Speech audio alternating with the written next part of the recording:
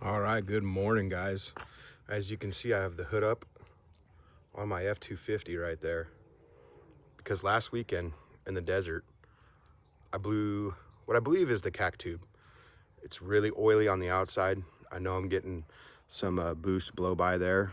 So yeah, we went out to the desert last weekend to test the race car, and on our way home, my check engine light came on, and I threw a P0299 code, which is a low boost code. And so I ordered the Scan Gauge 2 from Bulletproof Diesel, which it's already set up for the 6-liter diesel. Mine's a 2006 6-liter with only 22,000 miles, but Das Boot is leaking. So here's a video of me opening the box for my Scan Gauge 2. Well, here it is from Bulletproof Diesel, the Scan Gauge Deuce. But it says not returnable once opened. Do we open it? Heck yeah, we open it. Got the razor blade.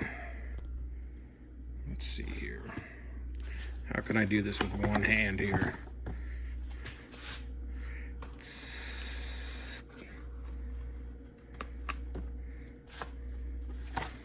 Let's see what's in the box. This box is for a later date.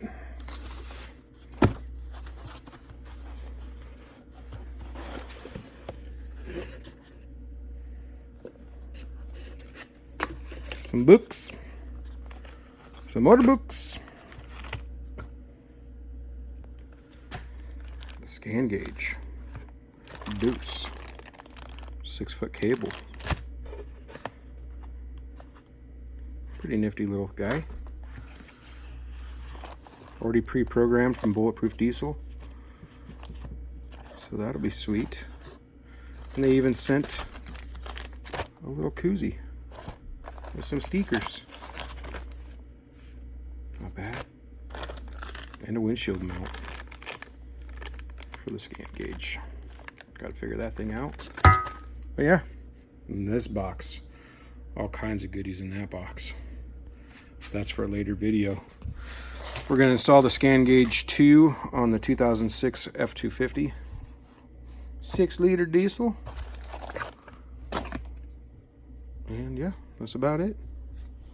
This thing ran 197 bucks, 198 bucks. Took a couple days to get from Phoenix, but that's it. So here's my problem. I looked up multiple videos, and there's lots of videos on YouTube about low boost pressures and a lot of good mechanics. I'm no pro at this, but it's pretty cool for my kids to maybe watch my YouTube videos later on in life when I'm far and gone. Hopefully I'll pass this truck down to my son, and after it's all bulletproofed, done right. But so yeah, here's my problem here. So you can see this cac tube here is what they call it. It's just really dirty, and it looks like there's just tons of oil getting past it.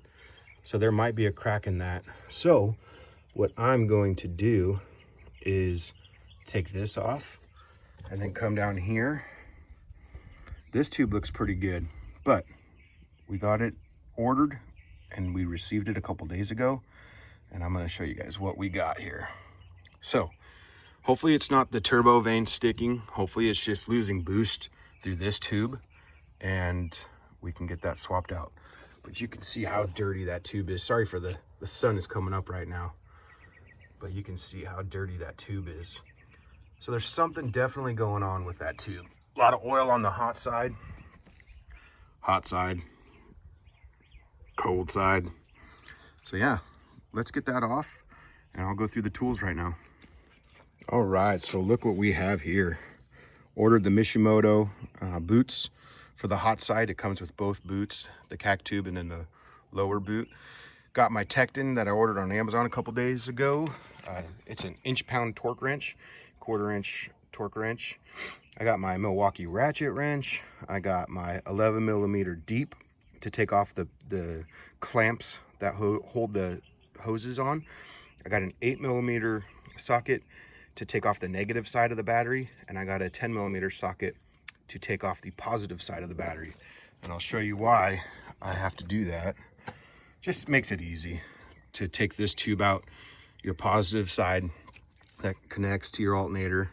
This has dos alternators. It's just in the way. So I'm gonna take my negative off, take the positive off, just this line here, and pull that line out of the way.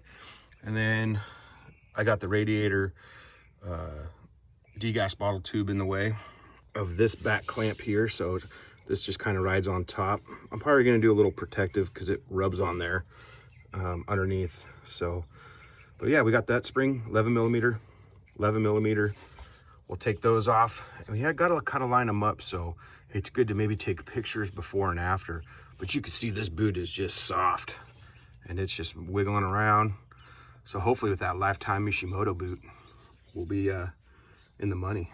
So yeah, let's open up that box of Mishimoto tubes.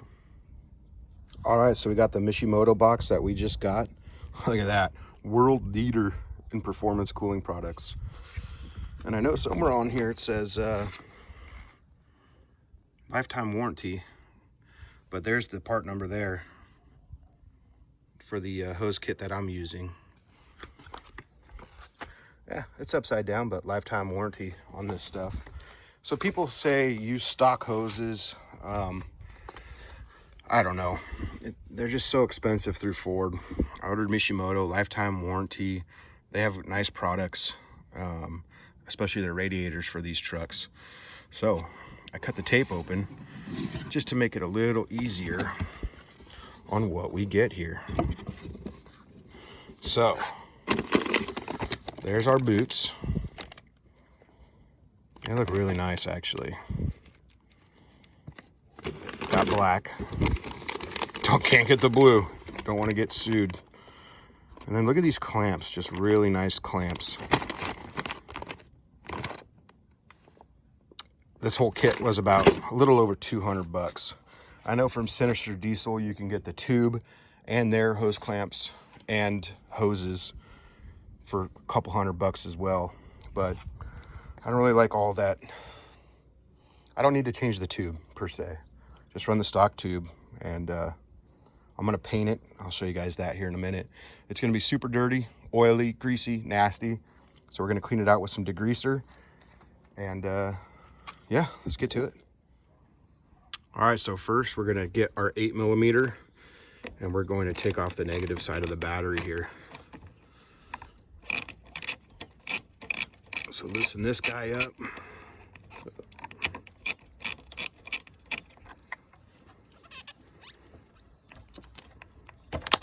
So there's that undone.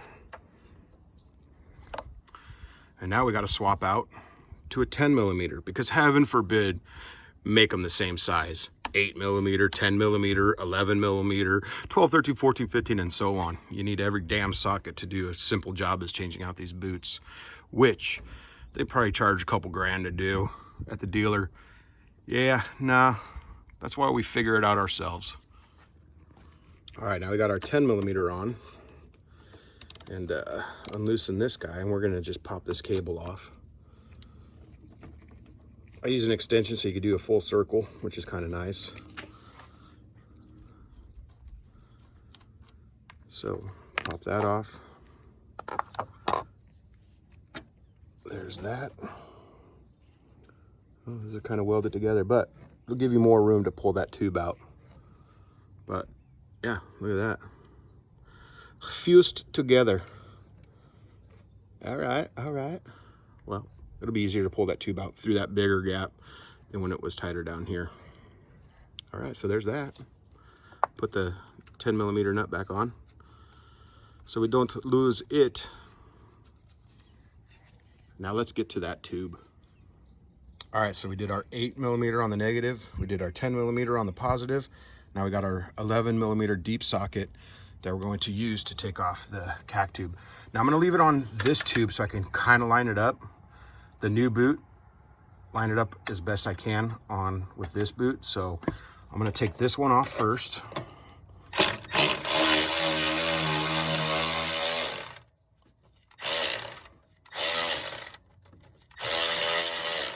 right, so that's loose. Let's get that pulled off there. Loose enough.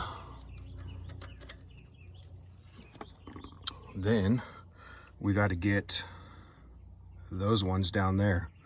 That's on the left side of the radiator. On that side. So let's get that going. It's nice to use extensions. All right, so it's nice to use extensions to get tools in here. So now we're just gonna undo that one.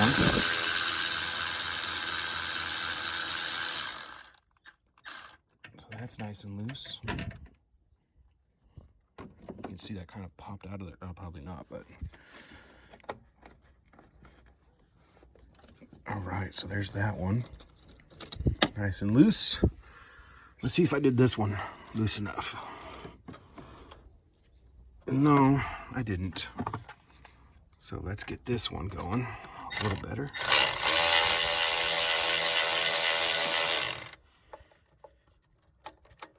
And these tools help so much. They are a little expensive, but man, they are nice to have. All right, let me get two hands in there to be a lot easier. Not so shaky on the video, getting you guys dizzy. All right, after further inspection of the boots seem to be pretty fine. I had a little tiny crack in like the top layer of the boot, right on the bottom of there. Not enough to lose boost. As you can see, I painted the tube with some high heat silver spray paint. I've got the new Mishimoto lower tube in. These are 10mm bolts or nuts on the top. So the hose clamp's a 10mm instead of the traditional 11mm that Ford gives. So I got to tighten those up down there to 92 inch-pounds. And then I used a mirror to get into the bottom to see that I was seated underneath in the very back. It's kind of hard to see from here, but if you guys have one of these little telescoping mirrors, you could see that it's seated in the back under there. Not really, but take my word for it. So we'll get these all tightened up. I marked them. We'll get these tightened up to 92 inch-pounds as well. And we'll show you the final product. But bad news is the tubes were fine. I'll show you guys those here in just a second. But since I had it all apart, I'll put the Mishimoto ones in. And I'll show you guys what I found on the stock boots. Again, only 22,000 miles on this truck. All right, so here's the stock tube. I noticed that they were stapled in here. There's a staple there, and then I took these two out. Is that stock? Does Ford do that stock? But the tube overall condition is in great condition. It's still firm. I just noticed some little tiny cracks there and there, and then kind of all that there. But is that enough? I mean, these don't even go all the way through. It's just the top layer of the tube, it looks like. But everything else inside this thing, these tubes are good. So that leads me to believe that I was getting the vanes in the turbo to some uncharted territories going up and down that grade that we were going down. From Jacumba to Imperial Valley is a huge grade. This is the lower tube, which is still in really good condition as well. So what I'm gonna do is keep some tools with me. I'm gonna throw these in a bag and just keep them in the back of my truck, in the bed of my truck in a toolbox. And I'll use these guys as spares because they're both good. So if I have catastrophic blowout on the road and I'm far from anywhere, I'll have these tubes as backups. So for now we have the Mishimotos. Again, I took the lubricant off of the tubes here with degreaser because this was just really slimy from Mishimoto throughout the whole tube. And then I took some sandpaper and sanded this So it got some scratches and stuff, and then just washed it out.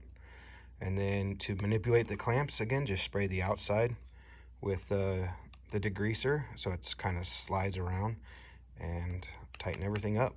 So the tubes are good. So it leads me to believe that I need to take the turbo apart and get that cleaned out. So stay tuned for that now.